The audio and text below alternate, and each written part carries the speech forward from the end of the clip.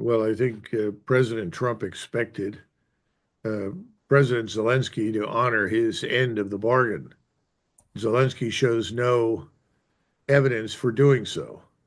I mean, when it came to the energy infrastructure within hours of the agreement, Zelensky launched attacks on energy infrastructure in Russia. Now, you can reach a couple of different conclusions. You can assume that, well, Zelensky really wasn't interested anyway, and he wanted to sabotage it, perhaps. You could also conclude that he does not control his own armed forces, and there are people operating now beyond his control. That's also a possibility.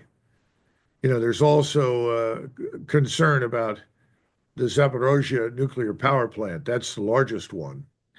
And the Russians in particular, but also we have been concerned about Ukrainian attempts to destroy it, damage it, causing a major energy crisis.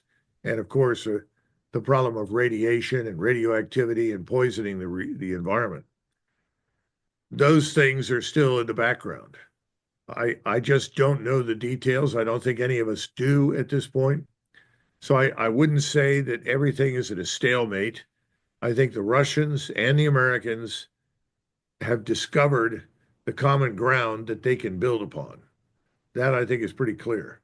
The problem is ultimately Ukraine. And the interesting thing here is that if you're sitting in the Kremlin, you're the President Putin or Sergei Lavrov, your expectation is that we will rein in Zelensky, that someone in Washington would say, presumably the president, that's it. Either you get on board or you're out. And I think they expect the president to be able to remove him. Now, frankly, I don't see why he could not if he chose to do so.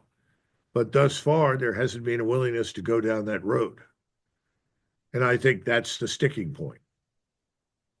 Now, the other thing before we leave this with the British and the French, I've been reading the German press, to a lesser extent, the Polish press. But what you get from Germany is this realization now that if the British and the French actually moved forces to the east into Ukraine, which would be phenomenally stupid in my judgment, but if they did that, that Germany would have hundreds of thousands of foreign troops marching through their country. And obviously, the logistical strong points or concentrations, the railways, rail lines, all of these things running across Germany into Central East Europe into Poland would become lucrative targets for the Russians.